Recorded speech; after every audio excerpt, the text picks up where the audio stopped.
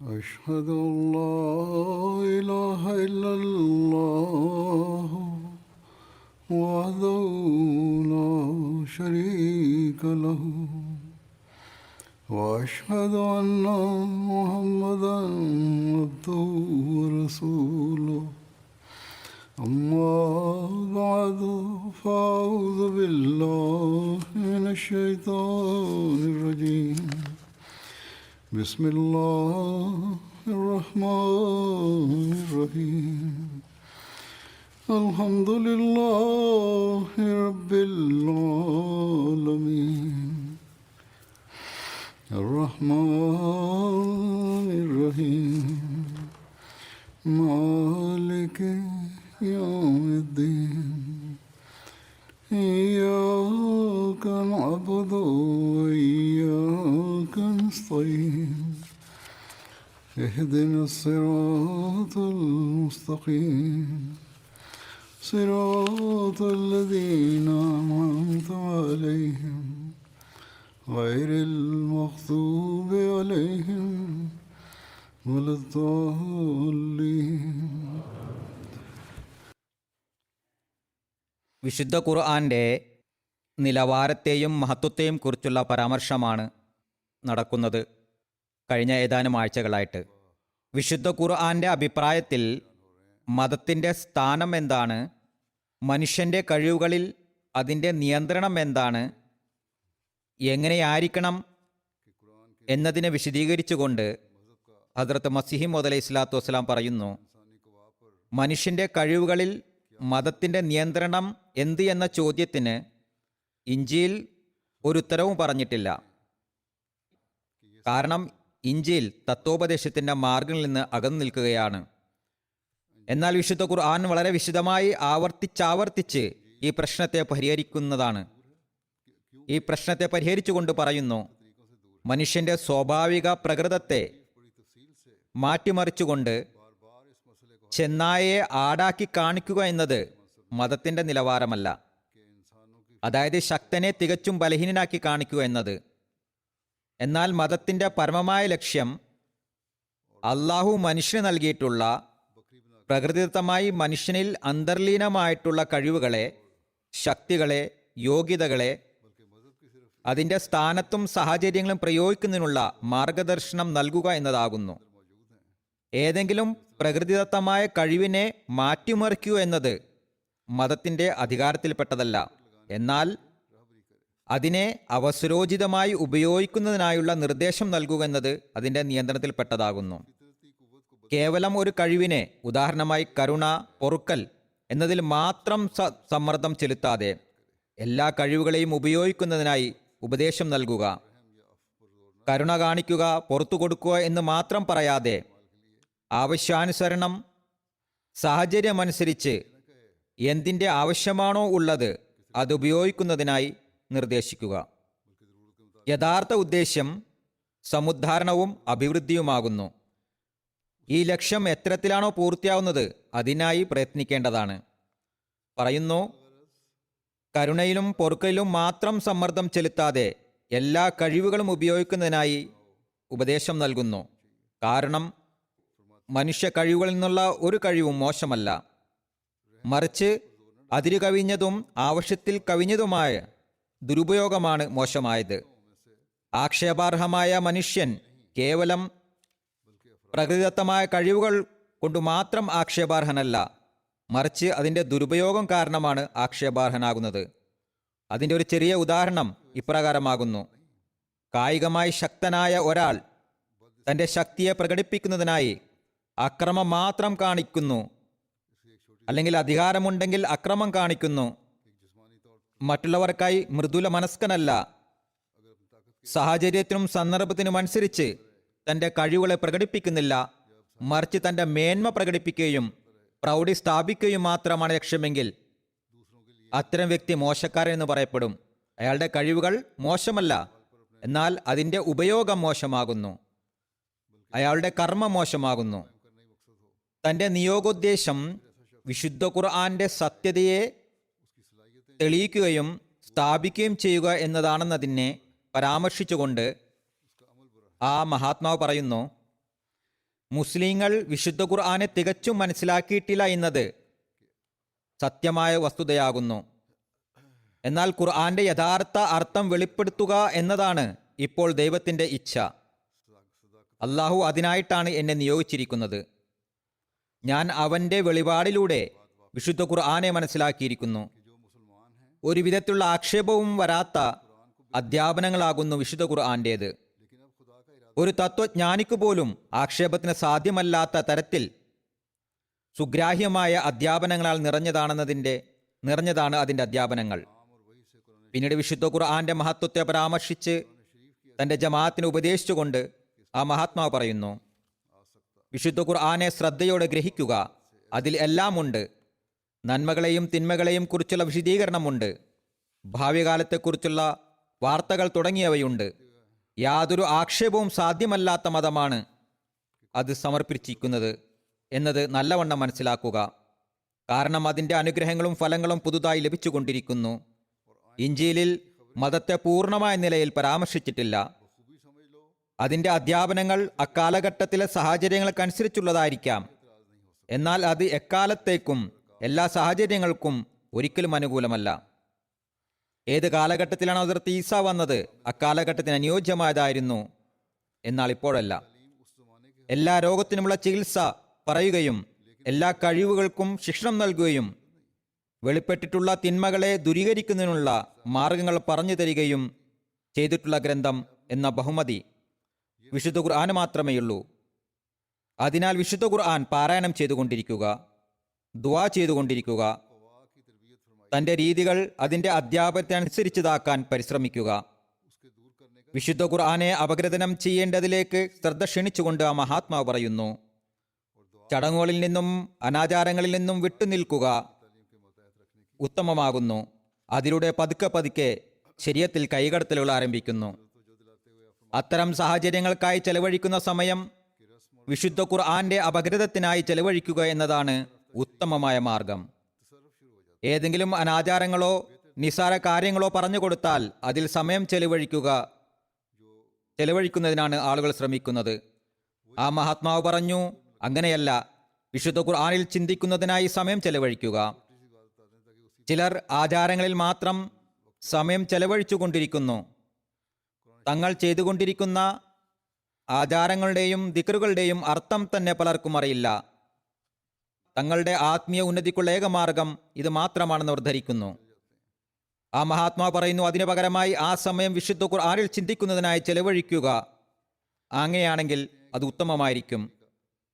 ആത്മീയോന്നതി അതിലൂടെയാണ് കരസ്ഥമാക്കാൻ സാധിക്കുക. അനഹമ്മദി മുസ്ലിങ്ങളിൽ ധാരാളം അനാചാരങ്ങൾ ഇത്തരത്തിൽ കടന്നുകൂടിയിട്ടുണ്ട്. എന്നാൽ ചില അഹമ്മദികളും അതിൻ്റെ സ്വാധീനത്തിൽ അകപ്പെട്ടിട്ടുണ്ട്. അതിൽ നിന്ന് നാം രക്ഷ നേടേണ്ടതാണ്. വിശുദ്ധ ഖുർആന്റെ അർത്ഥവും വിശദീകരണവും വായിക്കുന്നതിലേക്ക് ശ്രദ്ധിക്കേണ്ടതാണ്. അടുത്ത ആഴ്ച വ്യാഴാഴ്ചയോ ചില സ്ഥലങ്ങളിൽ ബുധനാഴ്ചയോ ഇൻഷാ അല്ലാഹ് റമദാൻ ആരംഭിക്കുന്നതാണ്. അതിനാൽ ഈ റമദാനിൽ വിശേഷിച്ച് വിശുദ്ധ ഖുർആൻ പാരായണം ചെയ്യുന്നതിനും പഠിപ്പിക്കുന്നതിനും മനസ്സിലാക്കുന്നതിനുമായി നാം പരിശ്രമിക്കേണ്ടതാണ്. ആ മഹാത്മാവ് പറയുന്നു, ഹൃദയം കഠിനമാണെങ്കിൽ അതിനെ മൃദുലമാക്കുന്നതിനുള്ള മാർഗം വിശുദ്ധ ഖുർആനെ ആവർത്തിച്ച് പാരായണം ചെയ്യുക എന്നതാകുന്നു.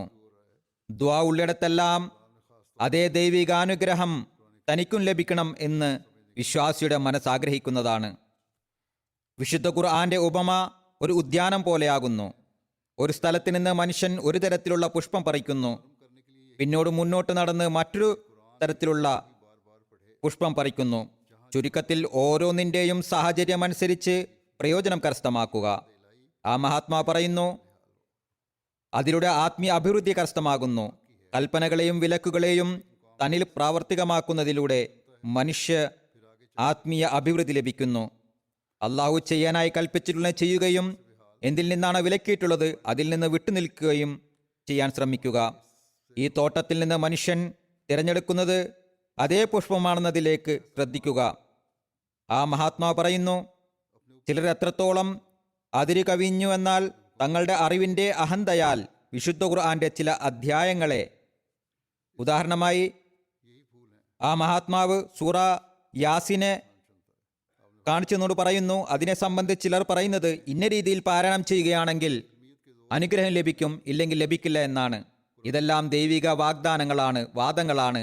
അതിനാൽ ഇത്തരത്തിലുള്ള കാര്യങ്ങളിൽ നിന്ന് വിശേഷിച്ച് നാം വിട്ടുനിൽക്കാൻ ശ്രമിക്കേണ്ടതാണ്. വിശുദ്ധ ഖുർആനിൽ നിന്ന് മുഖം തിരിക്കുന്നതിന് രണ്ട് രീതിയിലാണ്. ഒന്ന് പ്രത്യക്ഷമായ അവഗണന, രണ്ടാമത്തേത് അർത്ഥസംബന്ധമായ അവഗണന. അതുകൊണ്ടുള്ള ഉദ്ദേശം എന്താണെന്ന്, അവഗണന എന്നാൽ അത് പ്രാവർത്തികമാക്കാതിരിക്കുക, ഒന്നുകിൽ പ്രത്യക്ഷമായ നിലയിൽ പ്രവർത്തിക്കാതിരിക്കുക, അല്ലെങ്കിൽ അർത്ഥവത്തായ നിലയിൽ പ്രവർത്തിക്കാതിരിക്കുക. അതിനെ വിശദീകരിച്ചുകൊണ്ട് പറയുന്നു, വിശുദ്ധ ഖുർആനെ അവഗണിക്കുന്നത് രണ്ട് രീതിയിലാകുന്നു. ഒന്ന് പ്രത്യക്ഷമായ നിലയിൽ, മറ്റൊന്ന് അർത്ഥവത്തായ നിലയിൽ. ദൈവവചനത്തെ ഒരിക്കലും പാരായണം ചെയ്യാതിരിക്കുക എന്നതാണ് പ്രത്യക്ഷ നില. എപ്രകാരമെന്നാൽ ഭൂരിഭാഗം ആളുകളും മുസ്ലിം എന്ന് പറയപ്പെടുന്നുണ്ടെങ്കിലും വിശുദ്ധ ഖുർആന്റെ വാക്കുകൾ പോലും അവർക്ക് അജ്ഞമായിരിക്കും. രണ്ടാമത്തേത് അർത്ഥവത്തായ നില, അതായത് മനുഷ്യൻ പാരായണം ചെയ്യുന്നുണ്ടാകും, എന്നാൽ അതിൻ്റെ അനുഗ്രഹങ്ങളിലും പ്രകാശങ്ങളിലും കാരുണ്യങ്ങളിലും വിശ്വാസമുണ്ടാകില്ല. ചുരുക്കത്തിൽ രണ്ട് അവഗണനകളിൽ നിന്നുള്ള ഒരു അവഗണനയാണെങ്കിൽ പോലും അതിൽ നിന്ന് രക്ഷ നേടേണ്ടതാണ്. ആ മഹാത്മാ പറയുന്നു, ഇമാം ജാഫർ പറയുന്നു, എത്രത്തോളം ശരിയാണെന്ന് അള്ളാഹുവിനറിയാം. അതായത് ഞാൻ എത്രത്തോളം വചനങ്ങൾ പാരായണം ചെയ്യുന്നുവെന്നാൽ അതോടൊപ്പം വെളിപാടും ആരംഭിക്കുന്നു. എന്നാൽ കാര്യം യുക്തിയുള്ളതാണെന്ന് തോന്നുന്നു. ആ മഹാത്മാവ് പറയുന്നു, ശരിയാണോ അല്ലയോ എന്നത് അള്ളാഹുവിനറിയാം, എന്നാൽ ഇതിൽ യുക്തിയുണ്ട്. അതായത് അദ്ദേഹം പറഞ്ഞോ ഇല്ലയോ എന്നതറിയില്ല, എന്നാൽ യുക്തിയുള്ള കാര്യമാണ്. കാരണം ഒരേ ഇനത്തിൽപ്പെട്ട ഒരു വസ്തു മറ്റൊരു വസ്തുവിനെ തന്നിലേക്ക് ആകർഷിക്കുന്നു. ഇപ്പോൾ ഈ കാലഘട്ടത്തിലെ ആളുകൾ നൂറുകണക്കിന് കൂട്ടിച്ചേർക്കലുകൾ നടത്തിയിട്ടുണ്ട്. ഷിയാക്കൾ വേറെയും സുന്നികൾ വേറെയും. ഒരു സംഭവം പരാമർശിച്ചുകൊണ്ട് ഹുസൂർ പറയുന്നു, ഒരിക്കൽ ഒരു ഷിയ എൻ്റെ പിതാവിനോട് പറഞ്ഞു, ഞാനൊരു വാക്യം പറയാം, അത് ഉരുവിട്ടുകൊണ്ടിരിക്കുകയാണെങ്കിൽ അംഗശുദ്ധിയും വുദുവിൻ്റെയും ഒന്നും ആവശ്യമുണ്ടാകുന്നതല്ല. ഈ ഒരു വാക്യം മാത്രം താങ്കൾക്ക് മതിയാവുന്നതാണ്. അത് തന്നെയാണ് വുദുവും, അതുതന്നെയാണ് അംഗശുദ്ധിയും. പറയുന്നു, ഇസ്ലാമിൽ നിഷേധവും അനാചാരവും അന്ധവിശ്വാസവും വഴികേടുമെല്ലാം രൂപം കൊണ്ടത് ഒരു വ്യക്തിയുടെ വചനങ്ങൾക്ക്, ദൈവിക വചനങ്ങൾക്ക് നൽകേണ്ട മഹത്വം നൽകുന്നതിലൂടെയാകുന്നു. സഹാബാക്കൾ ഇക്കാരണം കൊണ്ടുതന്നെയാണ് ഹദീസുകൾക്ക് വിശുദ്ധ ഖുർആനേക്കാൾ കുറഞ്ഞ പദവി ഉള്ളതായി വിശ്വസിച്ചിരുന്നത്. ഒരു സംഭവം വിവരിച്ചുകൊണ്ട് ഒരിക്കൽ പറയുന്നു, ഒരിക്കൽ ഹദ്റത്ത് ഉമർ തീരുമാനം കൽപ്പിക്കാനായി ഒരുങ്ങിയപ്പോൾ ഒരു വൃദ്ധ സ്ത്രീ എഴുന്നേറ്റ് നിന്നുകൊണ്ട് പറഞ്ഞു, ഹദീസിൽ ഇങ്ങനെ എഴുതിയിരിക്കുന്നു. അതായത് നബി സല്ലല്ലാഹു അലൈഹി വസല്ലം തിരുമേനി പറഞ്ഞ കാര്യത്തിലേക്ക് ചൂണ്ടിക്കാണിക്കുകയുണ്ടായി. ഹദീസുകൾ പിന്നീടാണ് സ്വരുക്കൂട്ടിയതെങ്കിലും ചിലപ്പോൾ ചില സഹാബാക്കൾ എഴുതി വെക്കാറുണ്ടായിരുന്നു എന്നത് ഓർക്കേണ്ടതാണ്. ആ മഹാത്മാവ് പറയുന്നു, ഹദ്റത്ത് ഉമർ പറഞ്ഞു, ഒരു വൃദ്ധയ്ക്കായി അള്ളാഹുവിൻ്റെ ഗ്രന്ഥത്തെ ഉപേക്ഷിക്കാൻ എനിക്കാവില്ല. ഇത് ഒരു സ്ത്രീയുടെ നിവേദനമാണ്. അവർ പറയുന്നു, എന്നാൽ അള്ളാഹുവിൻ്റെ വചനം അതിന് വിരുദ്ധമാകുന്നു. അള്ളാഹുവിൻ്റെ വചനം എന്താണോ പറയുന്നത് അതാണ് യാഥാർത്ഥ്യം, ഇതാണ് വാസ്തവം. അതിനെയാണ് നാം സ്വാംശീകരിക്കേണ്ടത്. അങ്ങനെയല്ല എങ്കിൽ പിന്നെ അനാചാരങ്ങൾ പെരുകിക്കൊണ്ടിരിക്കുന്നതാണ്. അക്കാരണം കൊണ്ട് തന്നെയാണ് മുസ്ലിങ്ങളിൽ അനാചാരങ്ങൾ പെരുകിക്കൊണ്ടിരിക്കുന്നതും. അങ്ങനെ വിശുദ്ധ ഖുർആന്റെ യഥാർത്ഥ അധ്യാപനങ്ങളിൽ നിന്ന് അകറ്റിക്കൊണ്ടിരിക്കുന്നു. അധിക മുസ്ലിങ്ങളിലും ഇക്കാര്യങ്ങൾ കാണാൻ സാധിക്കുന്നു. ഹദ്റത്ത് മസീഹ് ഇസ്ലാം പറഞ്ഞ ഒരു ഉദാഹരണം ഞാനിപ്പോൾ പറയുകയുണ്ടായി.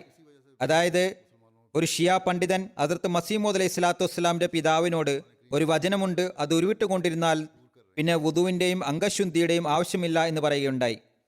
മുസ്ലിം പൊതുജനങ്ങളിൽ ഭൂരിഭാഗവും അജ്ഞരാണ്. നാമധാരികളായ പണ്ഡിതന്മാർ കാണിച്ചു കൊടുക്കുന്ന വഴികളിലൂടെയാണ് അവർ സഞ്ചരിക്കുന്നത്. അനാചാരങ്ങൾ വർദ്ധിച്ചു വരുന്നു. എന്നിരുന്നിട്ടും നമ്മൾ വിശുദ്ധ ഖുർആനെ മാറ്റിത്തിരുത്തുന്നു എന്ന ആക്ഷേപം നമുക്ക് മേലുണ്ടാകുന്നു. മുസ്ലിങ്ങളുടെ അഭിവൃദ്ധി വിശുദ്ധ ഖുർആനുമായി ബന്ധപ്പെട്ടിരിക്കുന്നു എന്നതിനെ പരാമർശിച്ചുകൊണ്ട് ആ മഹാത്മാവ് പറയുന്നു, മുസ്ലിങ്ങൾ പരിപൂർണമായ നില വിശുദ്ധ ഖുർആനെ അനുസരിക്കുന്നില്ലയോ അതുവരെ അവർക്ക് ഒരു തരത്തിലുള്ള അഭിവൃദ്ധിയും ഉണ്ടാവുന്നതല്ല. അവർ എത്രത്തോളം വിശുദ്ധ ഖുർആനിൽ നിന്ന് അകന്നുകൊണ്ടിരിക്കുന്നുവോ അത്ര കണ്ട് അവർ അഭിവൃദ്ധിയുടെ പദവികളിൽ നിന്നും മാർഗങ്ങളിൽ നിന്നും അകന്നു പോകുന്നു. അഭിവൃദ്ധിയുടെയും സന്മാർഗത്തിന്റെയും ഹേതു വിശുദ്ധ ഖുർആനെ പ്രാവർത്തികമാക്കൂ എന്നത് മാത്രമാകുന്നു. അനുവദനീയമായ കച്ചവടത്തിൽ നിന്നും കൃഷികളിൽ നിന്നും ജീവിത മാർഗങ്ങളിൽ നിന്നും അള്ളാഹു വിലക്കിയിട്ടില്ല. എന്നാൽ അതിനെ പരമലക്ഷ്യമായി കണക്കാക്കരുത്, മറിച്ച് അതിനെ ദീനിന്റെ സേവകരാക്കി മാറ്റുക. സക്കാത്തിന്റെ ഉദ്ദേശവും ഇത് തന്നെയാവുന്നു, അതായത് ആ ധനത്തെ ദീനിന്റെ സേവകരാക്കുക. ചുരുക്കത്തിൽ കേവലം ഭൗതികം കരസ്ഥമാക്കുക എന്നത് മാത്രമായിരിക്കരുത് ഒരു വിശ്വാസിയുടെ ജീവിത ലക്ഷ്യം, മറിച്ച് മനുഷ്യന്റെ ജീവിത ലക്ഷ്യമായി അള്ളാഹു പറഞ്ഞിട്ടുള്ള യഥാർത്ഥ ദാസനായി തീരുക, അള്ളാഹുവിന്റെ കൽപ്പനകൾ അനുസരിച്ച് നടക്കുക എന്നതിനെയാണ് നാം അന്വേഷിക്കേണ്ടത്.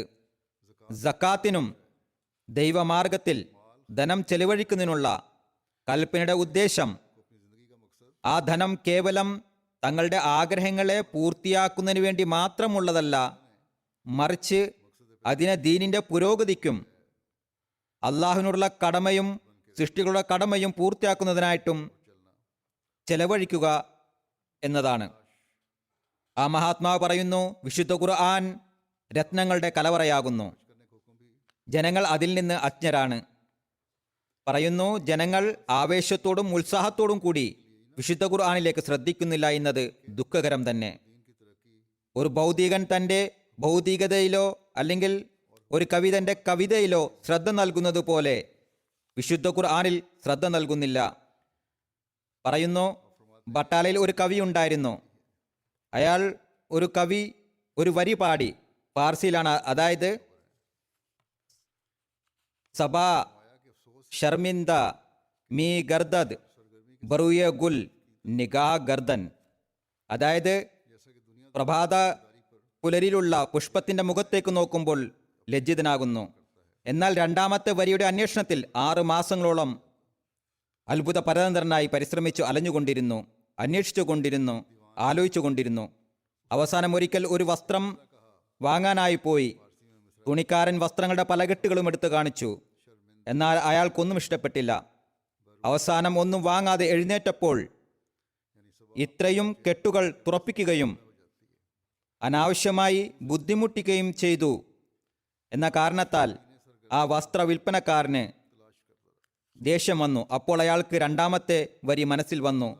അങ്ങനെ അയാൾ തന്റെ കവിത ഇപ്രകാരം പൂർത്തിയാക്കി: Saba ഷർമിന്ദ me ഗർദത് ബറൂയെ Gul നിഗാ കർദൻ K റഖ്തെ ഗുഞ്ച rava വാ കർദ് വനത്തോ അൻസ്ത് തേ കർദൻ, അതായത് പുലർക്കാറ്റിന്റെ പുഷ്പത്തിന്റെ മുഖത്തേക്ക് നോക്കുമ്പോൾ ലജ്ജ തോന്നുന്നു. കാരണം പൂമൊട്ടിന്റെ വസ്ത്രത്തെ തുറന്നുവെങ്കിലും അതിനെ വീണ്ടും ഉടുപ്പിക്കാൻ തനിക്കാവുന്നില്ല. ആ മഹാത്മാ പറയുന്നു, ആ പദ്യവരിക്കായി ആ കവി എത്രത്തോളം പരിശ്രമിച്ചുവോ അത്രത്തോളം പരിശ്രമം ഇപ്പോൾ ആളുകൾ ഒരു ഖുർആനിക വചനത്തെ മനസ്സിലാക്കാനായി ചെയ്യുന്നില്ല. പറയുന്നു, ഖുർആൻ രത്നങ്ങളുടെ കലവറയാകുന്നു, ജനങ്ങൾ അതിൽ നിന്ന് അജ്ഞരാകുന്നു. വീണ്ടും ആ മഹാത്മാവ് പറയുന്നു, എത്രത്തോളം രഹസ്യങ്ങളും സൂചനകളും വിശുദ്ധ ഖുർആനിലുണ്ടോ തൗറാത്തിലും ഇഞ്ചീലിലും അതെവിടെയാണുള്ളത്? കൂടാതെ വിശുദ്ധ ഖുർആൻ എല്ലാ വസ്തുക്കളെയും കേവലം വാദം എന്ന നിലയിൽ മാത്രമല്ല പരാമർശിച്ചിരിക്കുന്നത്. തൗറാത്തോ ഇഞ്ചീലോ വാദങ്ങൾ മാത്രം പറഞ്ഞതുപോലെ, മറിച്ച് വിശുദ്ധ ഖുർആൻ തെളിവുകളുടെ അടിസ്ഥാനത്തിലാണ് വാദിച്ചിരിക്കുന്നത്. തെളിവുകൾ നിരത്തിയിരിക്കുന്നു. സുദൃഢവും സുശക്തവുമായ തെളിവുകളില്ലാതെ ഒരു കാര്യവും അത് പരാമർശിക്കുന്നില്ല. വിശുദ്ധ ഖുർആന്റെ സാഹിത്യ സമ്പുഷ്ടതയ്ക്ക് ഒരു ആകർഷണമുണ്ട്. അതിൻ്റെ അധ്യാപനങ്ങളിൽ യുക്തിയും ആകർഷണവും ഉള്ളതുപോലെ തന്നെ അതിൻ്റെ തെളിവുകൾ സ്വാധീന ശക്തിയുള്ളതാകുന്നു. ചുരുക്കത്തിൽ മറ്റൊരു ഗ്രന്ഥത്തിനും വിശുദ്ധ ഖുർആനെ എതിർത്ത് നിൽക്കാൻ സാധിക്കില്ല. വിശുദ്ധ ഖുർആൻ എല്ലാ ഗ്രന്ഥങ്ങളെക്കാളും മഹത്തരമാകുന്നു എന്ന് ആ മഹാത്മാവ് പറഞ്ഞതുപോലെ തന്നെ വീണ്ടും ആ മഹാത്മാവ് പറയുന്നു, അതുപോലെ തന്നെ നബി തിരുമേനി സല്ലല്ലാഹു അലൈഹി വസല്ലമയുടെ പദവിയും എല്ലാ പ്രവാചകന്മാരെക്കാളും മഹത്തരമാകുന്നു. അതിനാൽ വിശുദ്ധ ഖുർആൻ പാരായണം ചെയ്യുക. പിന്നീട് വിശുദ്ധ ഖുർആനിൽ കാണുന്ന കാര്യങ്ങൾ അവിടെ തന്നെ അതിനെ തെളിവും അന്വേഷിക്കുക. ഖുർആനെതിരിൽ ഒരു ജാലവിദ്യയും നിലനിൽക്കുന്നതല്ല എന്ന സവിശേഷതയെ പരാമർശിച്ചുകൊണ്ട് ആ മഹാത്മാവ് പറയുന്നു, ഓർക്കുക, നാം വിശുദ്ധ ഖുർആനെ സമർപ്പിക്കുന്നു, അതിലൂടെ ജാലവിദ്യ ഓടിമറയുന്നു. അതിനു മുന്നിൽ ഒരു കാപഡ്യവും ജാലവിദ്യയും നിലനിൽക്കുന്നതല്ല. നമ്മുടെ എതിരാളികളുടെ കയ്യിൽ എന്താണുള്ളത് എന്തിനെയാണ് അവർ കൊണ്ടു നടക്കുന്നത്? നിശ്ചയമായും ഓർത്തുകൊള്ളുക, വിശുദ്ധ ഖുർആൻ അതിമഹത്തായ ഒരു ആയുധമാകുന്നു. അതിനു മുന്നിൽ ഒരു കാപഢ്യത്തിനും നിൽക്കാനുള്ള കെൽപ്പുണ്ടാകുന്നതല്ല. അക്കാരണത്താലാണ് ഒരു കപടവിശ്വാസിക്കും നമ്മുടെ ജമാഅത്തിന് മുന്നിൽ പിടിച്ചു നിൽക്കാൻ സാധിക്കാത്തത്, സംസാരിക്കാൻ തയ്യാറാകാത്തത്. ഇത് ആകാശീയ ആയുധമാകുന്നു, അതൊരിക്കലും മൂർച്ചയില്ലാത്തതാകുന്നില്ല. ചുരുക്കത്തിൽ ഇത് നമ്മെ വിശുദ്ധ ഖുർആനിൽ കൂടുതൽ കൂടുതൽ ചിന്തിക്കേണ്ടതിലേക്ക് നമ്മുടെ ശ്രദ്ധയെ ക്ഷണിക്കുന്നു. നമ്മുടെ ആത്മീയവും വിജ്ഞാനീയപരവുമായ അവസ്ഥയെ കൂടുതൽ മെച്ചപ്പെടുത്തുന്നതിനായി, അതോടൊപ്പം എതിരാളികളെ നിഷ്പ്രഭമാക്കുന്നതിനും. വിശുദ്ധ ഖുർആനെ പരിപൂർണമായി അനുസരിക്കുകയാണെങ്കിൽ അതിലൂടെ ദൈവത്തെ കരസ്ഥമാക്കാം എന്ന വസ്തുതയെ പരാമർശിച്ചുകൊണ്ട് പറയുന്നു, നമുക്ക് ഒരേ ഒരു റസൂലാണുള്ളത്, ഒരേ ഒരു വിശുദ്ധ ഖുർആനും. ഏതൊരു റസൂലിനെ പിൻപറ്റിയാണോ നമുക്ക് ദൈവത്തെ പ്രാപിക്കാൻ സാധിക്കുന്നത്, ആ റസൂലിനാണ് അതിറക്കിയത്. ഇന്നാളുകളിൽ ഫക്കീറുമാർ തയ്യാറാക്കിയുള്ള രീതികളും ഗദ്ദി നഷീനുകളും സജ്ജാദ നഷീകളും ഇടയും സൈഫി എന്നാൽ ആർക്കെങ്കിലും ദോഷം വരുത്താനായി 40 ദിവസം തുടർച്ചയായി ഉഴവിടുന്ന മന്ത്രം പറയുന്നു. ഈ സൈഫികളും ദ്വാകളും ദുറൂദും എല്ലാം തന്നെ മനുഷ്യനെ നേർമാർഗത്തിൽ നിന്ന് വഴിതെറ്റിക്കാനുള്ള മാർഗങ്ങളാകുന്നു. അതിനാൽ നിങ്ങൾ അതിൽ നിന്ന് അകന്നു നിൽക്കുക. അവർ നബി തിരുമേനി സല്ലല്ലാഹു അലൈഹി വസല്ലമയുടെ ഖാത്തമുൽ അംബിയ ആകുന്നതിനുള്ള മുദ്രയെ പൊട്ടിക്കാൻ ആഗ്രഹിച്ചു. അതായത് തങ്ങളുടെ പ്രത്യേകമായ ശരീഅത്ത് ഉണ്ടാക്കിയിരിക്കുന്നു. നിങ്ങൾ ഓർത്തുകൊള്ളുക, വിശുദ്ധ ഖുർആന്റെയും നബി സല്ലല്ലാഹു അലൈഹി വസല്ലം തിരുമേനിയുടെയും നിർദ്ദേശങ്ങളുടെ അനുധാവനവും നമസ്കാരവും നോമ്പ് തുടങ്ങിയ സുന്നത്താക്കപ്പെട്ട മാർഗങ്ങളിലൂടെ അല്ലാതെ അള്ളാഹുവിൻ്റെ അനുഗ്രഹങ്ങളുടെ കവാടങ്ങളെ തുറക്കാനുള്ള മറ്റൊരു താക്കോലുമില്ല തന്നെ. ഈ മാർഗങ്ങളെ ഉപേക്ഷിച്ച് പുതിയൊരു മാർഗം തുറക്കുന്നയാൾ വഴികേടിലാകുന്നു. അള്ളാഹും അവന്റെ റസൂലും പറഞ്ഞതിനെ അനുസരിക്കാതെ മറ്റു മാർഗങ്ങളെ അന്വേഷിക്കുന്നവൻ പരാജിതനായി മരണമടയുന്നതാണ്.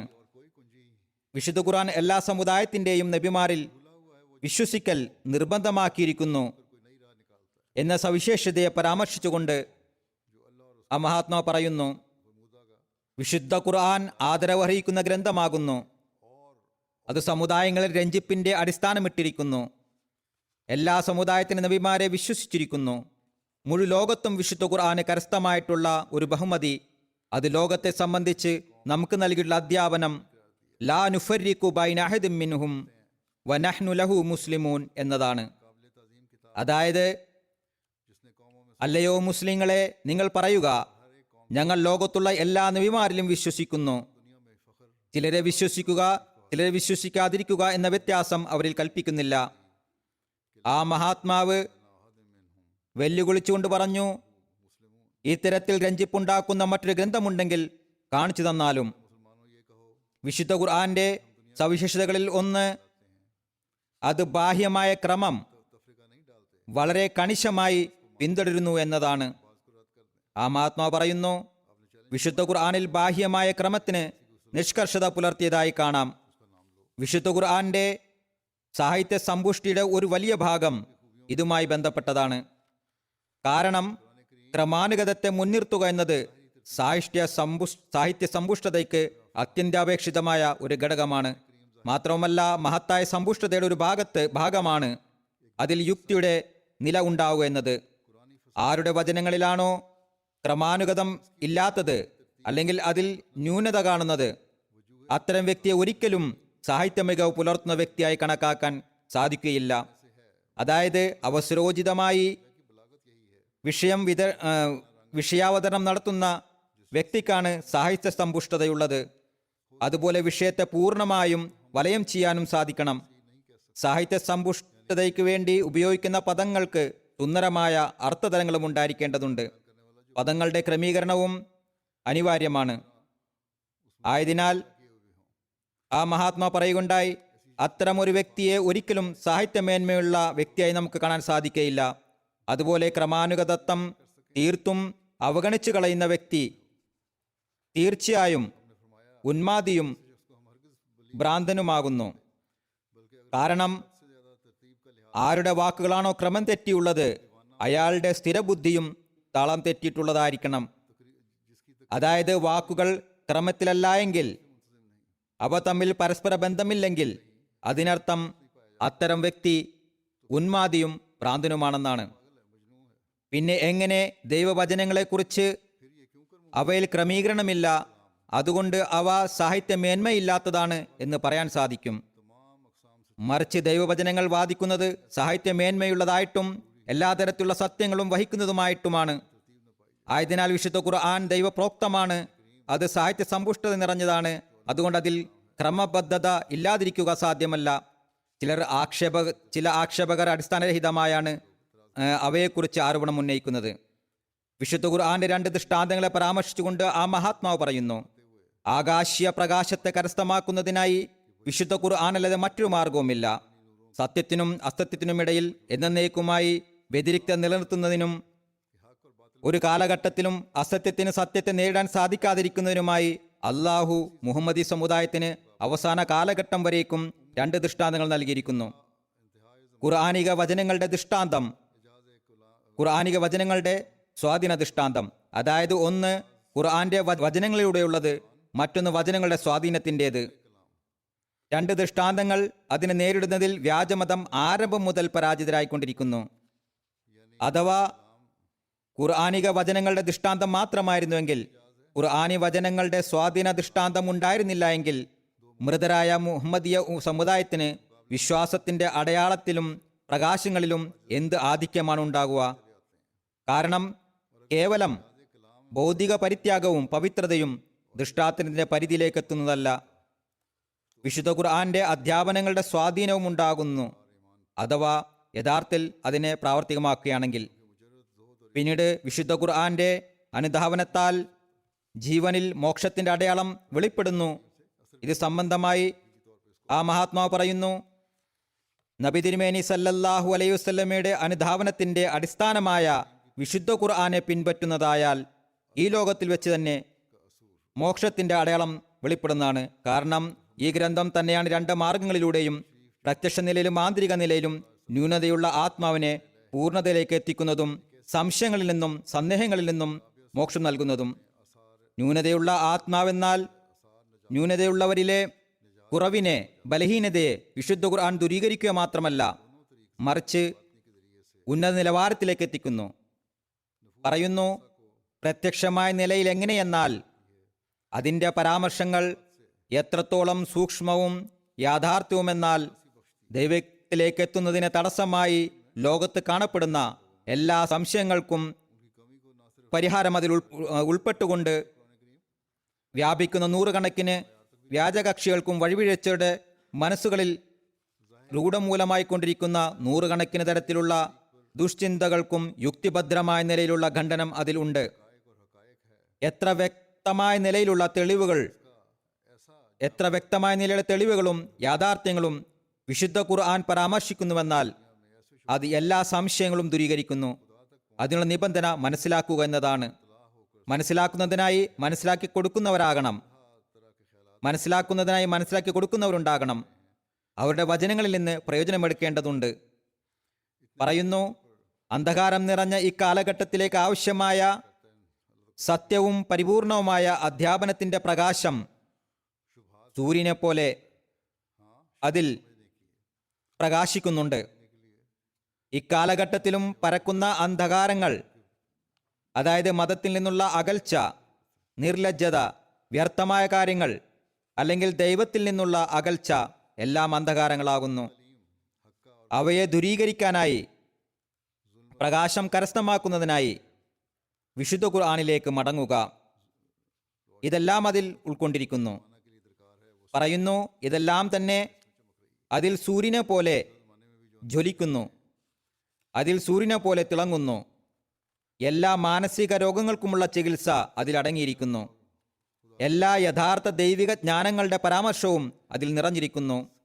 ഭാവിയിൽ വെളിപ്പെടാനുള്ള യാതൊരു ദൈവിക ജ്ഞാനത്തിന്റെ സൂക്ഷ്മമായ അറിവും അതിൽ ഉൾപ്പെടാതെയില്ല. സാധ്യമായ നിലയിൽ എപ്രകാരമെന്നാൽ അതിനെ പരിപൂർണമായി പിൻപറ്റുന്നതിലൂടെ അത് ഹൃദയത്തെ ശുദ്ധമാക്കുന്നു. പരിപൂർണ അനുധാവനം നിബന്ധനയാകുന്നു. അനുധാവനം പരിപൂർണമായിരിക്കണം. ഹൃദയത്തെ അപ്രകാരം ശുദ്ധീകരിക്കുന്നുവെന്നാൽ മനുഷ്യൻ ആന്തരിക മാലിന്യങ്ങളിൽ നിന്ന് തികച്ചും പരിശുദ്ധനായിക്കൊണ്ട് ദൈവത്തെ പ്രാപിക്കുന്നു. അള്ളാഹുമായി ഒരു ബന്ധം സ്ഥാപിതമാകുന്നു. സ്വീകാര്യതയുടെ തെളിച്ചം അവനിൽ ഇറങ്ങാൻ തുടങ്ങുന്നു.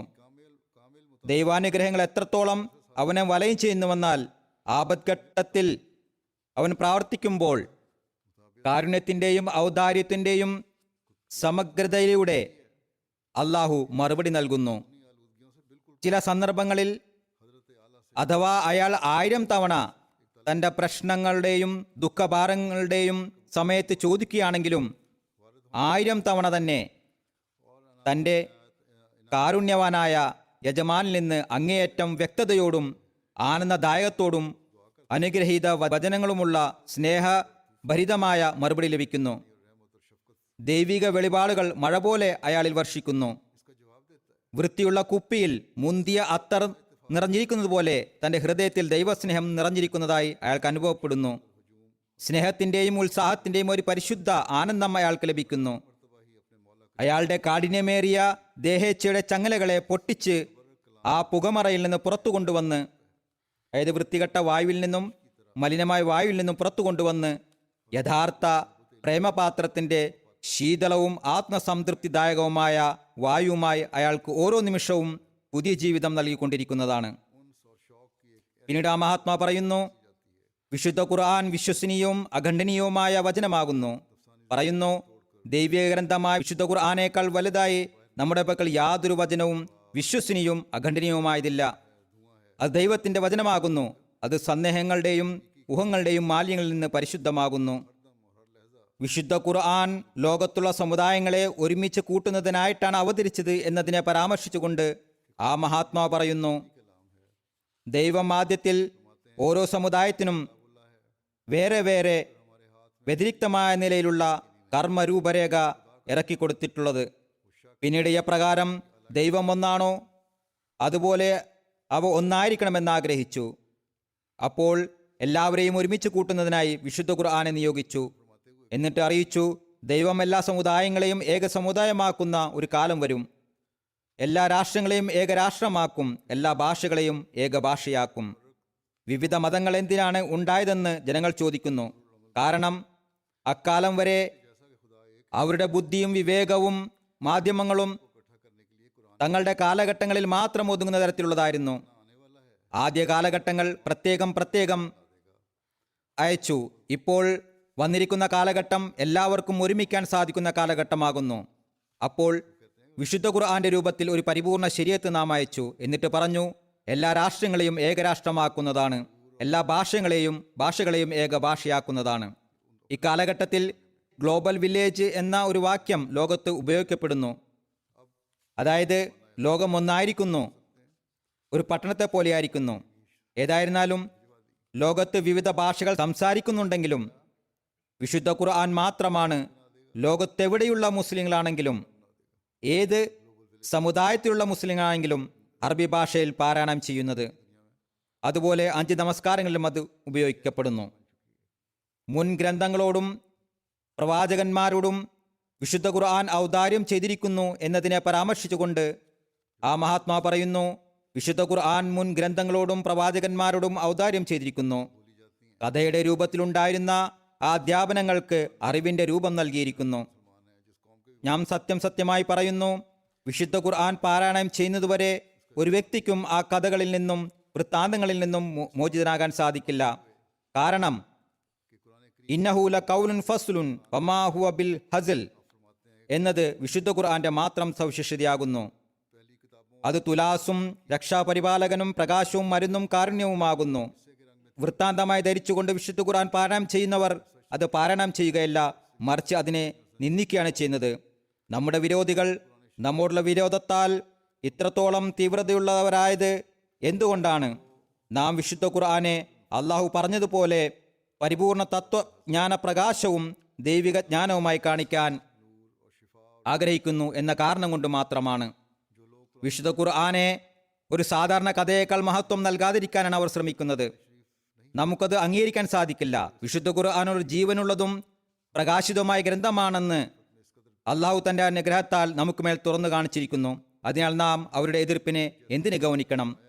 വിശുദ്ധ ഖുർആന്റെ മഹത്വം വിവരിച്ചുകൊണ്ട് പറയുന്നു, വിശുദ്ധ ഖുർആന്റെ മഹത്വത്തിന്റെ വലിയ വലിയ തെളിവുകളിൽ ഒന്ന് അതിൽ അതിമഹത്തായ ജ്ഞാനങ്ങൾ ഉണ്ട് എന്നതാണ്. തൗറാത്തിലും ഇഞ്ചീലിലും അത് അന്വേഷിക്കുക പാഴ്വേലയാകുന്നു, വ്യർത്ഥമായ കാര്യമാകുന്നു, അതൊരിക്കലും ലഭിക്കില്ല. താഴ്ന്ന നിലവാരത്തിലും ഉന്നത നിലവാരത്തിലുമുള്ള ഓരോരുത്തർക്കും തന്താങ്ങളുടെ ബുദ്ധിക്കനുസരിച്ച് അതിൽ ഭാഗമാക്കാൻ സാധിക്കുന്നതാണ്. വിശുദ്ധ ഖുർആന്റെ ജ്ഞാനത്തിൽ നിന്ന് അതിനാൽ അതിൻ്റെ അർത്ഥങ്ങളിലും സത്തയിലും ചിന്തിക്കാനുള്ള ശീലം ഓരോരുത്തരും ഉണ്ടാക്കിയെടുക്കേണ്ടതാണ്. അള്ളാഹുവിൻ്റെ വചനങ്ങളുടെ സൗന്ദര്യത്തെ കുറിച്ച് നമുക്കും ബോധ്യം വരുന്നതിനായി വിശുദ്ധ ഖുർആനിലെ കൽപ്പനകളെയും വിലക്കുകളെയും സംബന്ധിച്ച് ആ മഹാത്മാവ് പറയുന്നു. വിശുദ്ധ ഖുർആനിൽ ആദ്യം മുതൽ അവസാനം വരെ കൽപ്പനകളുടെയും വിലക്കുകളുടെയും ദൈവിക കൽപ്പനകളുടെയും വിശദാംശങ്ങൾ ഉൾക്കൊള്ളുന്നു. വിവിധ തരത്തിലുള്ള കൽപ്പനകളുടെ നൂറുകണക്കിന് ശാഖകളും പരാമർശിച്ചിരിക്കുന്നു. ഒരിടത്ത് ആ മഹാത്മാ പറയുന്നു, പാരായണം ചെയ്യുമ്പോൾ അവയെ അന്വേഷിക്കേണ്ടതാകുന്നു, പിന്നീട് അവയെ ജീവിതത്തിന്റെ ഭാഗമാക്കേണ്ടതാകുന്നു. അപ്പോൾ മാത്രമേ നമുക്ക് അള്ളാഹുവിന്റെ വചനങ്ങളിൽ നിന്ന് യഥാർത്ഥ അനുഗ്രഹം കരസ്ഥമാക്കാൻ സാധിക്കുകയുള്ളൂ.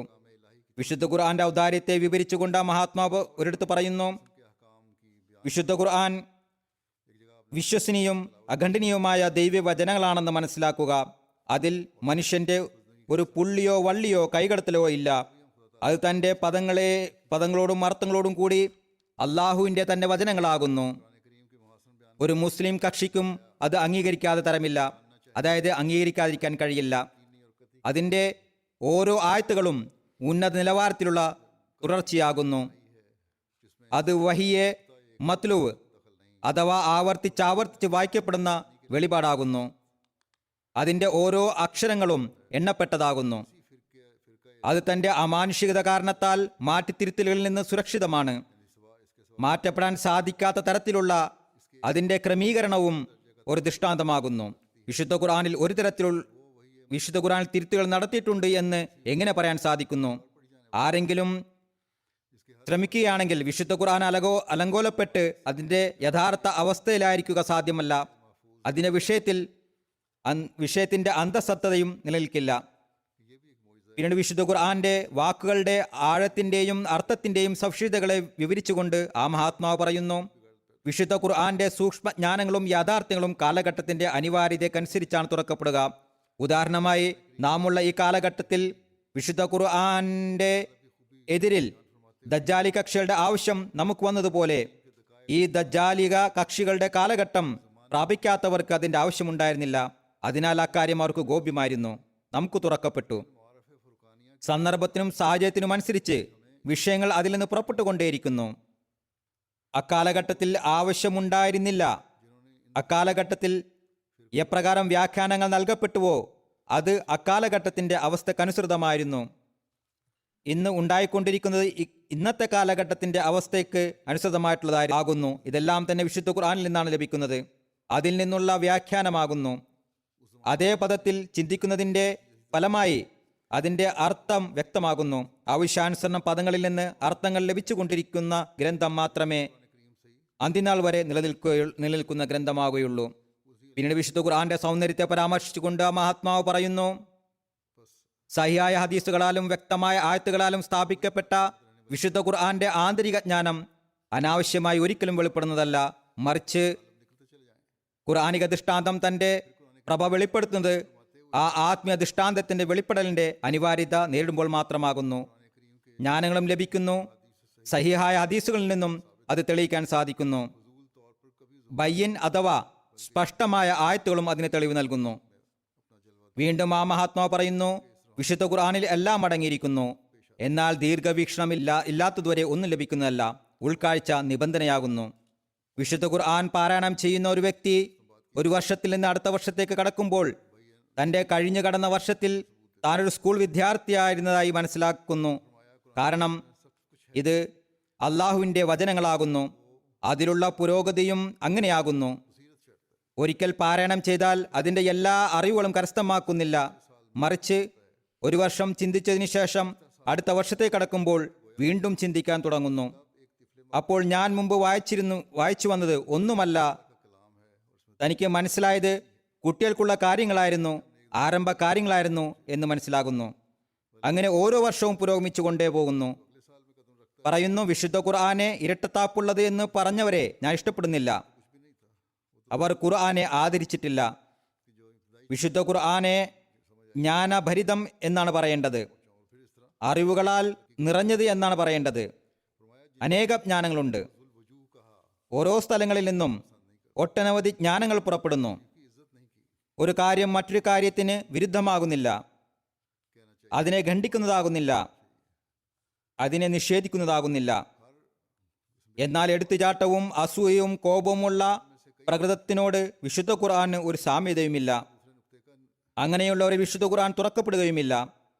ചിന്തിക്കുന്നവർക്കും പരിശുദ്ധർക്കും അള്ളാഹുവിൻ്റെ അഭയത്തിൽ വരുന്നവർക്കും അതിൽ നിന്ന് ജ്ഞാനം കരസ്ഥമാക്കുന്നതിനായി പ്രാർത്ഥിക്കുന്നവർക്കും മാത്രമേ അതിൻ്റെ യാഥാർത്ഥ്യം തുറക്കപ്പെടുകയുള്ളൂ. പറയുന്നു, വിശുദ്ധ ഖുർആൻ നിശ്ചയമായും യാഥാർത്ഥ്യങ്ങളുടെയും ജ്ഞാനങ്ങളുടെയും കലവറയാകുന്നു. ഓരോ കാലഘട്ടത്തിലെയും ആചാരങ്ങളെ എതിർക്കുന്നതുമാകുന്നു. ഈ വിനീതന്റെ മനസ്സ് അതിൻ്റെ കൺകണ്ട അനുഗ്രഹങ്ങളാലും തത്വജ്ഞാനങ്ങളാലും ഭരിതമാണ്. അതായത് നമ്മുടെ കാലഘട്ടത്തിൽ ഹദ്റത്ത് മസീഹ് മൗഊദ് അലൈഹി സ്വലാത്തു വസ്സലാം മാത്രമാണ് അതിൻ്റെ തത്വജ്ഞാനങ്ങളും യാഥാർത്ഥ്യങ്ങളും നമ്മിൽ വെളിപ്പെടുത്തിയത്. ആ മഹാത്മാന്റെ വാക്കുകളിലൂടെ അതിൻ്റെ കൂടുതൽ വിശദീകരണം ഉണ്ടാകുന്നു. അതിനെ മനസ്സിലാക്കിക്കൊണ്ട് പാരായണം ചെയ്യുകയാണെങ്കിൽ വിശുദ്ധ ഖുർആന്റെ സവിശേഷതകളെയും അധ്യാപനങ്ങളെയും തത്വജ്ഞാനങ്ങളെയും കുറിച്ചുള്ള അറിവ് വർദ്ധിക്കുന്നു. പറയുന്നു, നിശ്ചയമായും നമ്മുടെ നന്മയ്ക്കായിട്ടും അറിവിലുള്ള പുരോഗതിക്കായിട്ടും നമ്മുടെ സ്ഥായിയായ വിജയങ്ങൾക്കുമായിട്ടാണ് നമുക്ക് വിശുദ്ധ ഖുർആൻ നൽകപ്പെട്ടിരിക്കുന്നത്. അതിൻ്റെ സൂചനകളും രഹസ്യങ്ങളും അസീമിതമാണ്. അത് ആത്മപരിശുദ്ധി കൈവരിച്ച ശേഷം സൽബുദ്ധിയിൽ നിന്നാണ് ലഭിക്കുന്നത്. പറയുന്നു, ഏതൊരു സമുദായത്തെയാണോ അള്ളാഹു നമുക്കെതിരിലാക്കിയിട്ടുള്ളത്, ആ സമുദായത്തിനെതിരിൽ നാം ഖുർആൻ മുഖേനയാണ് വിജയം കൈവരിച്ചിട്ടുള്ളത്. അത് എപ്രകാരം ഒരു ഗ്രാമീണനായ നിരക്ഷരന് സംതൃപ്തി നൽകുന്നുവോ, അതേപോലെ തന്നെ ഒരു ബുദ്ധിമാനായ തത്വജ്ഞാനിക്കും സംതൃപ്തി പ്രദാനം ചെയ്യുന്നു. അതൊരു വിഭാഗത്തിന് വേണ്ടി മാത്രം ഇറങ്ങുകയും മറ്റു വിഭാഗങ്ങളെ അതിൽ നിന്ന് പിന്തള്ളപ്പെടുന്ന നിലയിലല്ല ഇറങ്ങിയത്. നിശ്ചയമായും അതിൽ ഓരോ വ്യക്തിക്കും ഓരോ കാലഘട്ടത്തിനും ഓരോ കഴിവുകൾക്കുമുള്ള ചികിത്സ ഉൾക്കൊണ്ടിരിക്കുന്നു. തലതിരിഞ്ഞവനും അപൂർണ പ്രകൃതക്കാരനുമല്ലാത്തവർ വിശുദ്ധ ഖുർആന്റെ മഹത്വത്തിൽ വിശ്വസിക്കുന്നു. അതായത് തന്റെ സൃഷ്ടിപ്പിനെ മനസ്സിലാക്കാത്ത ബുദ്ധിമാന്യമുള്ളവർ അല്ലെങ്കിൽ അഭിവൃദ്ധിക്ക് പകരം അധപതനത്തിലേക്ക് പോകുന്നവർ ആകുന്നു. ആത്മീയമായ നിലയിൽ ബുദ്ധിമാന്യമുള്ളവരും അങ്ങനെയുള്ളവർക്ക് വിശുദ്ധ ഖുർആൻ പ്രയോജനം നൽകുന്നതല്ല. അങ്ങനെയല്ലാത്തവരാണെങ്കിൽ അതിൻ്റെ മഹത്വത്തിൽ വിശ്വസിക്കേണ്ടത് അവർക്ക് അനിവാര്യമാകുന്നു. വിശ്വസിക്കുകയും അവർ അതിൻ്റെ അനുഗ്രഹങ്ങളിൽ നിന്ന് പ്രയോജനം കരസ്ഥമാക്കുകയും ചെയ്യുന്നു. പറയുന്നു, എന്നോട് പറയപ്പെട്ടു, എല്ലാ സന്മാർഗങ്ങളിൽ നിന്നും, അതായത് അള്ളാഹു ആ മഹാത്മാവോട് പറഞ്ഞു, എല്ലാ സന്മാർഗങ്ങളിൽ നിന്നും കേവലം ഖുർആനിക സന്മാർഗം മാത്രമാണ് പരിപൂർണവും മനുഷ്യ കൈകടത്തുകളിൽ നിന്ന് പരിശുദ്ധവുമായിട്ടുള്ളത്. തുടർന്ന് ആ മഹാത്മാവ് പറയുന്നു, പ്രകൃതജ്ഞാനം അഭിവൃദ്ധിപ്പെടുകയും കർമ്മരൂപത്തിലാകുകയും ചെയ്യുന്നതിനനുസരിച്ച് വിശുദ്ധ ഖുർആന്റെ മഹത്വം ലോകത്ത് സ്ഥാപിതമാകുന്നതാണ്. അതിനാൽ നമ്മുടെ ഭൗതിക ജ്ഞാനം അന്വേഷിക്കുന്നവരും വിശുദ്ധ ഖുർആനിൽ നിന്ന് സഹായം തേടേണ്ടതാണ്. അള്ളാഹുവിൻ്റെ അനുഗ്രഹത്താൽ സഹായം തേടുന്ന ധാരാളം പേരുണ്ട്. തങ്ങളുടെ ലേഖനങ്ങളിൽ അത് എഴുതുകയും ചെയ്യാറുണ്ട്. എത്തരത്തിലാണ് വിശുദ്ധ ഖുർആൻ ജ്ഞാനങ്ങൾ മറഞ്ഞു കിടക്കുന്നത് എന്ന് കാണിച്ച് അതിൻ്റെ മേന്മ സ്ഥാപിക്കേണ്ടതാണ്. ഡോക്ടർ അബ്ദുസലാമും എപ്പോഴും ഇതേ അടിസ്ഥാനത്തിലാണ് പ്രവർത്തിച്ചിരുന്നത്. വീണ്ടും ആ മഹാത്മാ പറയുന്നു, വിശുദ്ധ ഖുർആനിൽ നിസ്സംശയം അസീമിതമായ ജ്ഞാനങ്ങൾ ഉൾക്കൊള്ളുന്നതാകുന്നു. ഓരോ കാലഘട്ടത്തിനും അനിവാര്യമായതിന് പൂർണ്ണമായും മതിയായതാകുന്നു. പറയുന്നു, വിശുദ്ധ ഖുർആനിൽ പൂർണ്ണമായും സമഗ്രമായും കാണപ്പെടുന്ന ജ്ഞാനങ്ങളുടെയും യാഥാർത്ഥ്യങ്ങളുടെയും സവിശേഷ തത്വജ്ഞാനങ്ങളുടെയും സാഹിത്യ സമ്പുഷ്ടകളുടെയും ഉന്നത നിലവാരം മറ്റൊരു ഗ്രന്ഥത്തിനുമില്ല തന്നെ. പറയുന്നു, വിശുദ്ധ ഖുർആനെ അള്ളാഹു ഖൈർ എന്നാണ് പറഞ്ഞിരിക്കുന്നു.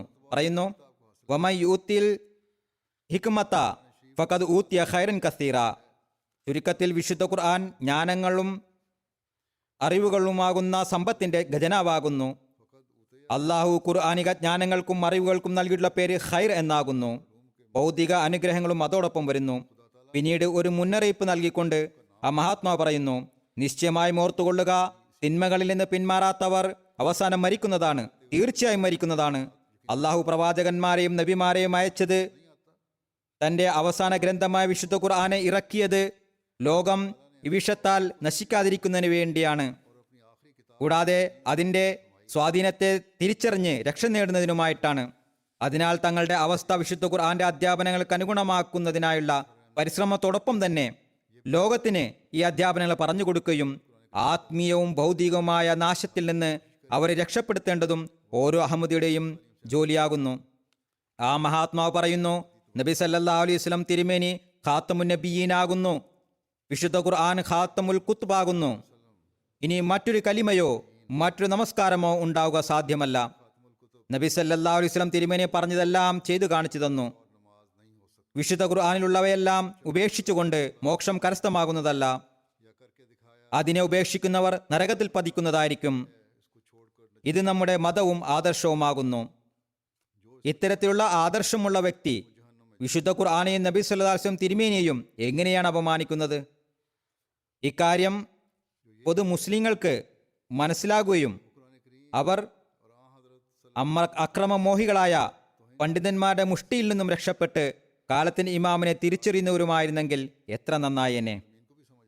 വീണ്ടും ആ മഹാത്മാവ് പറയുന്നു, അടിസ്ഥാന സത്യത്തെ തിരിച്ചറിയുന്നതിനും ഏതെല്ലാം വിശ്വാസങ്ങളിലുള്ള ദൃഢജ്ഞാനമാണോ നമ്മുടെ മോക്ഷത്തിന് ഹേതുവായിട്ടുള്ളത് അത് കരസ്ഥമാക്കുന്നതിനുള്ള അഖണ്ഡവും പരിപൂർണവും എളുപ്പമുള്ള മാർഗം കേവലം വിശുദ്ധ ഖുർആനാകുന്നു. പറയുന്നു, അള്ളാഹു പറയുന്നു, ഇന്നാ നഹ്നു നസ്സൽന സിക്റ വ ഇന്നാ ലഹു ലഹാഫിദൂൻ. നാം ആണ് ഖുർആനെ ഇറക്കിയിരിക്കുന്നത്, നാം തന്നെ അതിനെ സംരക്ഷിക്കുകയും ചെയ്യുന്നതാണ്. അതായത് അതിൻ്റെ അർത്ഥങ്ങളിൽ തെറ്റുകൾ സംഭവിക്കുമ്പോൾ സമുദ്ധാരണത്തിനായി നമ്മുടെ നിയോഗിതർ ആഗതരാകുന്നതാണ്. തൻ്റെ ആ വാഗ്ദാനമനുസരിച്ച് അള്ളാഹു കാലഘട്ടത്തിന്റെ നിയോഗിതനായ ഹദർത്ത് മിർസ ഗുലാം അഹമ്മദ് ഖാദിയാനി അലൈഹിസ്സലാത്തു വസ്സലാമിനെ നിയോഗിച്ചു. ആ മഹാത്മാവ് പറയുന്നു, അള്ളാഹുവിൻ്റെ ഈ നിർദ്ദേശത്തിൽ ഗഹനമായി ചിന്തിക്കുക, എന്നിട്ട് കാലത്തിൻ്റെ അവസ്ഥ എന്താണെന്ന് നോക്കുക. നിർമ്മതർ തിരഞ്ഞുപിടിച്ച് നിങ്ങളെ സ്വന്തം മതത്തിൽ നിന്ന് അകറ്റിക്കൊണ്ടിരിക്കുന്നു. ദജ്ജാലിയൻ പ്രവർത്തന രീതിയാണ് വന്നുകൊണ്ടിരിക്കുന്നത്. എന്നാൽ നിങ്ങൾ ആഗതരായ മസീഹിനെയും മഹദിയെയും ദജ്ജാൽ എന്ന് വിളിച്ച് അദ്ദേഹത്തിൽ നിന്നും മുസ്ലിം ലോകത്തെ അകറ്റാനായി ശ്രമിച്ചുകൊണ്ടിരിക്കുന്നു. ആ മഹാത്മാവ് പറയുന്നു, നിങ്ങൾ എന്നെപ്പറ്റി ഞാൻ വാദിച്ചെന്നും ചിന്തിക്കേണ്ട. കാലഘട്ടത്തെ നോക്കുക. നൂറ്റാണ്ടിന്റെ ആരംഭവും ബാഹ്യ ആക്രമണങ്ങളും ആന്തരിക കർമ്മങ്ങളെയും നോക്കിക്കൊണ്ട് സ്വയം ചിന്തിക്കുക. ഈ കാലഘട്ടത്തിൽ ദജ്ജാലിനെയാണോ ആവശ്യം അഥവാ മെഹദിയെയും മസീഹിനെയുമാണോ ആവശ്യം? ആ മഹാത്മാവ് പറയുന്നു, വിദ്വേഷം തിന്മയാകുന്നു. വിദ്വേഷമുള്ളവർ ഒരു പ്രവാചകനെയും അംഗീകരിച്ചിട്ടില്ല. അള്ളാഹു മുസ്ലിങ്ങൾക്ക് ബുദ്ധി നൽകുകയും അവരിത് മനസ്സിലാക്കുകയും ചെയ്യട്ടെ. വിശുദ്ധ ഖുർആന്റെ സവിശേഷതകൾ വിവരിച്ചുകൊണ്ട് ആ മഹാത്മാവ് പറയുന്നു, വിശുദ്ധ ഖുർആനിൽ ആരംഭം മുതൽ അവസാനം വരെ രണ്ട് കാര്യങ്ങളെ ശ്രദ്ധ പതിപ്പിച്ചിരിക്കുന്നു. ഒന്ന് യുക്തിപരമായ വസ്തുത, രണ്ടാമത്തേത് ഇൽഹാമി സാക്ഷ്യം. ഈ രണ്ട് കാര്യങ്ങളും വിശുദ്ധ ഖുർആനിൽ രണ്ട് മഹാനദികളെ പോലെ ഒഴുകുന്നു. അത് പരസ്പരം മുന്നണികളാകുകയും സ്വാധീനം ചെലുത്തിക്കൊണ്ടിരിക്കുകയും ചെയ്യുന്നു. അതായത് ഒന്നിച്ചു പോകുന്നു. ഒന്ന് മറ്റൊന്നിന് സമാന്തരമായി ചലിക്കുകയും സ്വാധീനം ചെലുത്തുകയും ചെയ്യുന്നു. പറയുന്നു, വിശുദ്ധ ഖുർആന്റെ ലക്ഷ്യം മൃഗീയാവസ്ഥയിൽ നിന്ന് മനുഷ്യനാക്കുകയും മനുഷ്യരിൽ നിന്ന് സഭ്യതയുള്ള മനുഷ്യരാക്കുകയും സഭ്യതയുള്ള മനുഷ്യരിൽ നിന്ന് ദൈവത്തെ പ്രാപിച്ച മനുഷ്യരാക്കി തീർക്കുകയും ചെയ്യുക എന്നതാകുന്നു. അറബികളിൽ ഈ ലക്ഷ്യം പൂർത്തിയായതായി നാം കാണുന്നു. പൂർണ്ണതയോടെ പൂർത്തിയാകുകയുണ്ടായി. എന്നോടൊരു യഹൂദി സ്വയം പറയുകയുണ്ടായി, ഞാൻ മുസ്ലിമല്ല. ഏതാനും വർഷം മുമ്പുള്ള കാര്യമാണ്. എന്നാൽ ഞാൻ നബി സല്ലല്ലാഹു അലൈഹി വസല്ലം തിരുമേനിയെ പ്രവാചകനായി തീർച്ചയായും അംഗീകരിക്കുന്നു. കാരണം അക്കാലത്ത് അപരിഷ്കൃതരായിരുന്ന അറബികളെ എപ്രകാരമാണ് വിപ്ലവകരമായ നിലയിൽ മാറ്റിയെടുത്തത്. ഇതൊരു പ്രവാചകന് മാത്രമേ സാധിക്കുകയുള്ളൂ, ഒരു സാധാരണക്കാരന് സാധ്യമല്ല. അള്ളാഹുവിൻ്റെ സഹായം ലഭ്യമായ ഒരാൾക്ക് മാത്രമേ സാധ്യമാകൂ. വിശുദ്ധ ഖുർആനെ കാണുമ്പോൾ ആ മഹാത്മാ പറയുന്നു, വിശുദ്ധ ഖുർആനെ കാണുമ്പോൾ അത്ഭുതം തോന്നുന്നു. അതേ നിരക്ഷരൻ ഗ്രന്ഥവും തത്വജ്ഞാനവും മാത്രമല്ല പറഞ്ഞത്, മറിച്ച് ആത്മശുദ്ധിക്കുള്ള മാർഗങ്ങളും പറഞ്ഞു തന്നിരിക്കുന്നു. ഏതുവരെ എന്നാൽ അയ്യദഹും ബി റൂഹിം മിൻഹു, അതായത് അവൻ തന്റെ കർമ്മങ്ങളാൽ അദ്ദേഹത്തെ സഹായിക്കുന്നു. ഇതുവരെ എത്തിച്ചു. നോക്കുക, വീണ്ടും സൂക്ഷിച്ചു നോക്കുക. വിശുദ്ധ ഖുർആൻ എല്ലാ നിലയിലുമുള്ള ആവശ്യക്കാരെ തങ്ങളുടെ ലക്ഷ്യങ്ങളിലേക്ക് എത്തിക്കുന്നു. നേർമാർഗത്തെയും സത്യസന്ധതയും അന്വേഷിക്കുന്നവരെ സംതൃപ്തരാക്കുന്നു. ആ മഹാത്മാവ് പറയുന്നു, എല്ലാ ദൈവിക വെളിപാടുകളും വിശ്വാസ ദൃഢീകരണത്തിനായിട്ടാണ് ഇറങ്ങിയിട്ടുള്ളത്. എന്നിരുന്നാലും വിശുദ്ധ ഖുർആൻ അതിമഹത്തായ ദൃഢവിശ്വാസത്തിന്റെ അടിത്തറയാണ് പാകിയത്. വിശുദ്ധ ഖുർആന്റെ അധ്യാപനങ്ങളെ പൂർണ്ണമായും പ്രാവർത്തികമാപ്പിക്കുന്നതിനായി ജമാഅത്ത് അംഗങ്ങളോട് ആ മഹാത്മാവ് പറഞ്ഞു. തന്റെ ബയ്യത്ത് നിബന്ധനകളിലും അതിനുൾപ്പെടുത്തിയിരിക്കുന്നു. 6ാമത്തെ നിബന്ധന ഇപ്രകാരമാകുന്നു: എല്ലാ തരത്തിലുള്ള ദുരാചാരങ്ങളിൽ നിന്നും ദുരാഗ്രഹങ്ങളിൽ നിന്നും സ്വയം ഒഴിഞ്ഞു മാറുകയും വിശുദ്ധ ഖുർആന്റെ ഭരണത്തിന് പൂർണ്ണമായ നിലയിൽ വിധേയരായിരിക്കുകയും ചെയ്യുകയും അള്ളാഹുവും റസൂലും പറഞ്ഞതിനെ എല്ലാ ചലനങ്ങളിലും കർമ്മധർമ്മങ്ങളായി സ്വീകരിക്കുന്നതുമാകുന്നു. എന്നാൽ അന്ധരായ പണ്ഡിതന്മാരുടെ അഭിപ്രായത്തിൽ നമ്മൾ വിശുദ്ധ ഖുർആനെ തിരുത്തുന്നവരായി. ആ മഹാത്മാവ് പറയുന്നു, ദൈവിക ഗ്രന്ഥത്തിന്റെ ഒരു വചനങ്ങളിലും മാറ്റങ്ങൾ വരുത്തുന്നതിനോ മാറ്റിമറിക്കുന്നതിനോ വാക്കുകൾ കൂട്ടിച്ചേർക്കുന്നതിനോ ഉള്ള അധികാരം നമുക്കില്ല. നമുക്ക് മാറ്റം വരുത്താൻ സാധ്യമല്ല, അതിനെ മുൻകടക്കാൻ സാധ്യമല്ല, അതിൽ കുറവ് വരുത്താനും സാധ്യമല്ല, അതിനെ അധികരിപ്പിക്കാനും സാധ്യമല്ല. ഒരു തരത്തിലുള്ള വചനങ്ങളും ഉണ്ടാക്കാൻ നമുക്ക് അർഹതയില്ല. നബി സല്ലല്ലാഹു അലൈഹി വസല്ലം തിരുമേനി സ്വയം അങ്ങനെ ചെയ്തിട്ടുണ്ടെങ്കിൽ അത് സാധ്യമായിരുന്നു. നബി തിരുമേനി സല്ലല്ലാഹു അലൈഹി വസല്ലം അപ്രകാരം എവിടെയെങ്കിലും ചെയ്തിട്ടുണ്ടെന്ന് സ്ഥാപിതമാകുകയാണെങ്കിൽ അത് കാണിച്ചു തരിക. അത് സ്ഥാപിതമാകുകയാണെങ്കിൽ പറയുന്നു, നബി സല്ലല്ലാഹു അലൈഹി വസല്ലം തിരുമേനി സ്വയം ഇപ്രകാരം മാറ്റിത്തിരുത്തുകൾ നടത്തിയതായി സ്ഥാപിതമാകുകയാണെങ്കിൽ മാത്രം. ഏതുവരെ അത് സ്ഥാപിതമാകുന്നില്ലയോ നമുക്ക് വിശുദ്ധ ഖുർആന്റെ ക്രമത്തെ കീഴ്മേൽ മറിക്കാൻ സാധ്യമല്ല.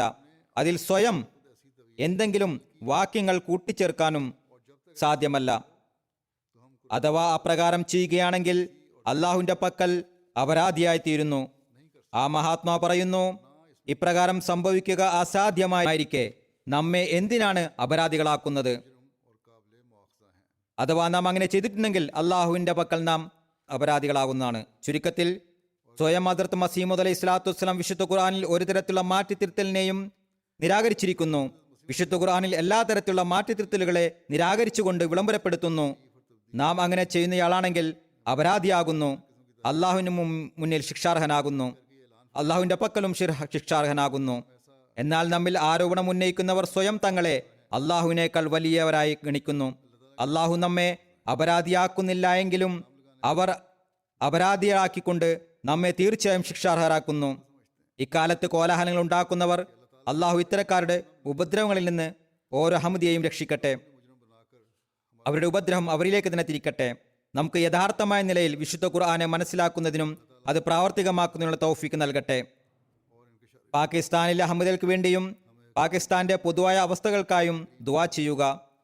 ബുർക്കിന ഫാസയിലെ അഹമ്മദികൾക്കായും രാജ്യത്തെ പൊതുവായ അവസ്ഥയ്ക്കായും ദുആ ചെയ്യുക. ബംഗ്ലാദേശികളെ അഹമ്മദികൾക്കായും ദുആ ചെയ്യുക. അള്ളാഹു അവരെയും സംരക്ഷിക്കുമാറാകട്ടെ. അവിടെ ഇന്ന് ഒരുപക്ഷെ മൗലവിമാർ കുഴപ്പമുണ്ടാക്കേണ്ടതായിരുന്നു. പാകിസ്ഥാൻ ലോകത്തിന്റെ എവിടെയെല്ലാം അഹമ്മദികളുണ്ടോ അവർക്കായും ദുആ ചെയ്യുക. റമദാൻ ആരംഭിക്കാറായി. ഞാൻ പറഞ്ഞതുപോലെ റമദാനിൽ വിശേഷിച്ച് വിശുദ്ധ ഖുർആൻ പാരായണം ചെയ്യുന്നതിലേക്കും മനസ്സിലാക്കുന്നതിലേക്കും ശ്രദ്ധ ചെലുത്തുന്നതോടൊപ്പം തന്നെ ദുആകളിലും പ്രത്യേക ശ്രദ്ധ ചെലുത്തുക. അള്ളാഹു നമുക്കേവർക്കും അതിനുള്ള തൗഫീക്ക് നൽകുമാറാകട്ടെ. റമദാന്റെ അനുഗ്രഹങ്ങളിൽ നിന്ന് അനുഗ്രഹീതരാകുന്നതിനുള്ള തൗഫീക്ക് നൽകും.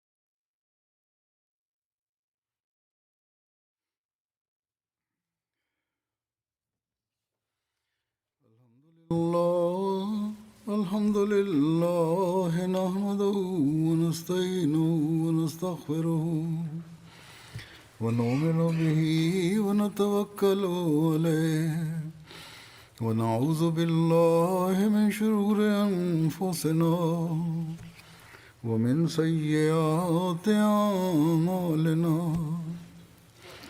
من يهده الله فلا مضل له ومن يضلل فلا هادي له ونشهد أن لا إله إلا الله ونشهد أن محمدا عبده ورسوله عباد الله رحمكم الله إن الله يأمر بالعدل والإحسان وإيتاء ذي القربى وينهى عن الفحشاء والمنكر والبغي يعظكم لعلكم تذكرون اذكروا الله يذكركم وادعوه يستجب لكم ولذكر الله أكبر.